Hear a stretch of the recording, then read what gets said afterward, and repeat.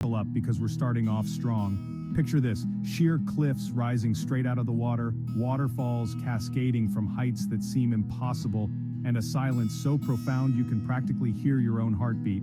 This is Milford Sound, and it's like stepping into a scene from Avatar. Now, I've seen a lot of incredible places, but Milford Sound just hits different. It's not just the scenery, although that's definitely a huge part of it. It's the feeling you get when you're surrounded by so much untouched beauty. The best way to experience Milford Sound is definitely by boat. Imagine cruising through the fjord, mist rising off the water, the sound of those waterfalls echoing all around you. It's like being transported to another world. And if you're really lucky, you might even spot some dolphins or seals playing in the water. I'm telling you, this place is pure magic. Don't just take my word for it though, add Milford Sound to your bucket list. Trust me, it's an experience you won't forget. Next up, we're heading to Queenstown, the adventure capital of New Zealand. And when I say adventure, I mean it. We're talking bungee jumping, whitewater rafting, skydiving, you name it. Queenstown's got it. But even if you're not an adrenaline junkie, there's still plenty to love about this place. The town itself is nestled on the shores of Lake Wakatipu, surrounded by those iconic Southern Alps. It's the kind of place where you can spend your morning hiking to a stunning viewpoint and your afternoon sipping craft beer at a lakeside brewery. One thing you definitely don't want to miss in Queenstown is the gondola ride up Bob's Peak.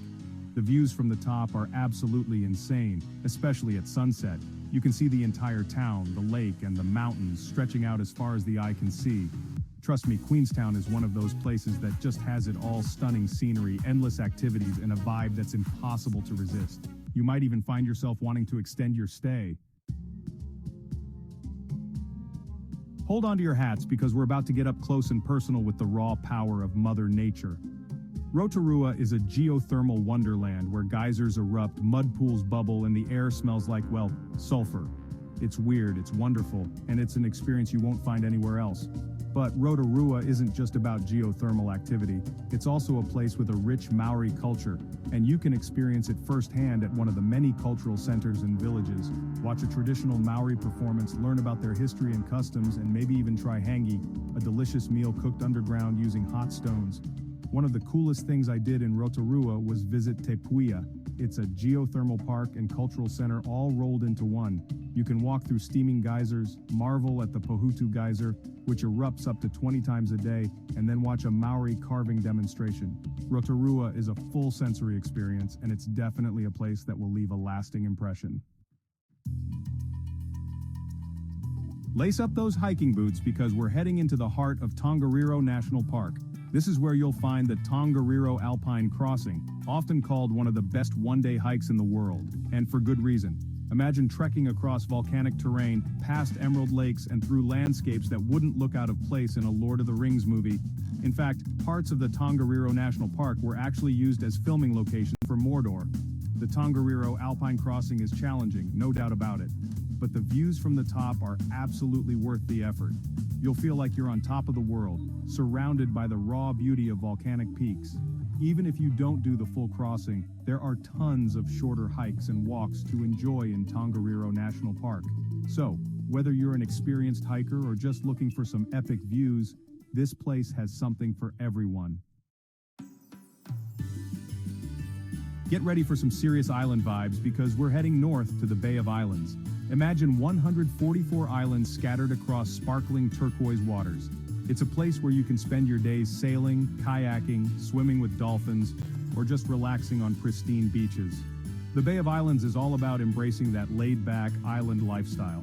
Think fresh seafood, stunning sunsets, and days that revolve around the ocean. One of the coolest things to do here is take a boat trip out to the Hole in the Rock, a natural rock formation that you can actually sail through.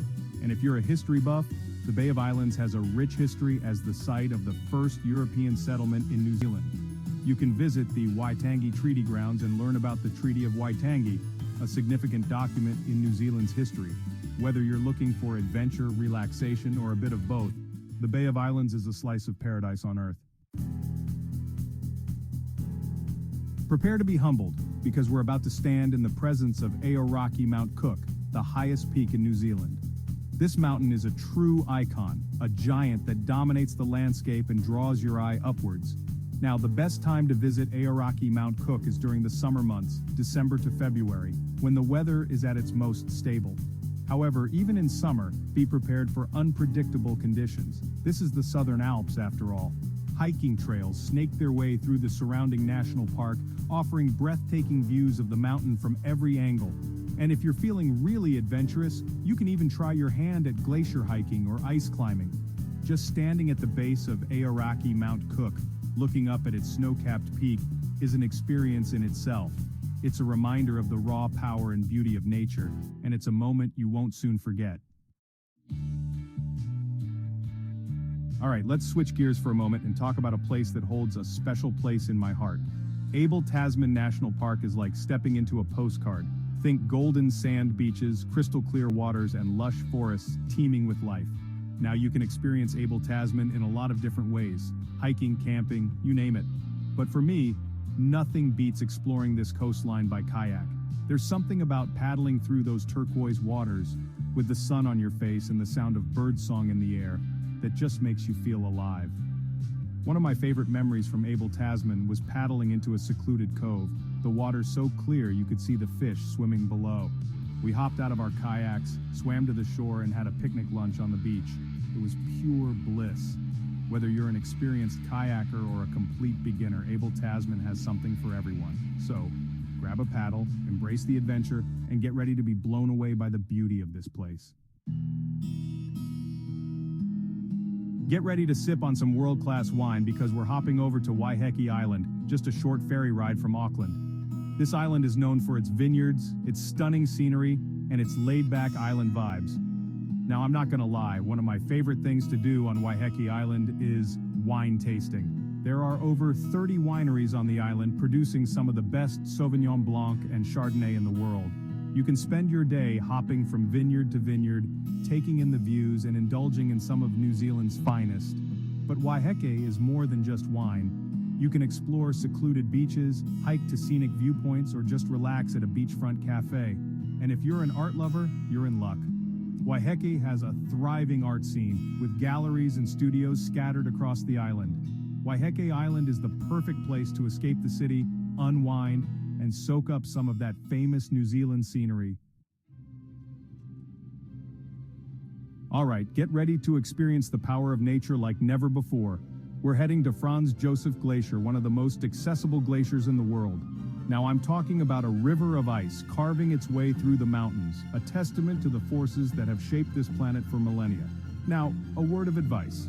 If you're planning on visiting Franz Josef Glacier, book a guided tour. Trust me, it's worth it. Not only will experienced guides keep you safe on the ice, but they'll also share their knowledge of the glacier and its history. One of the coolest things about Franz Josef is that it's constantly moving. You can actually hear the ice cracking and groaning as you walk across it. It's a reminder that you're standing on something ancient, something powerful, something that's been around for thousands of years. Franz Josef Glacier is a truly humbling experience, and it's a reminder of the incredible beauty and power of the natural world. We're finishing our journey in a place that's truly awe-inspiring, Fiordland National Park. Imagine towering mountains, their peaks shrouded in mist, plunging straight into the depths of the ocean. Waterfalls cascade down sheer cliffs, creating a symphony of sound. This is a place of raw, untamed beauty, a landscape that will leave you breathless. Fiordland National Park is a hiker's paradise, with trails winding through ancient forests, past shimmering lakes, and up to breathtaking viewpoints.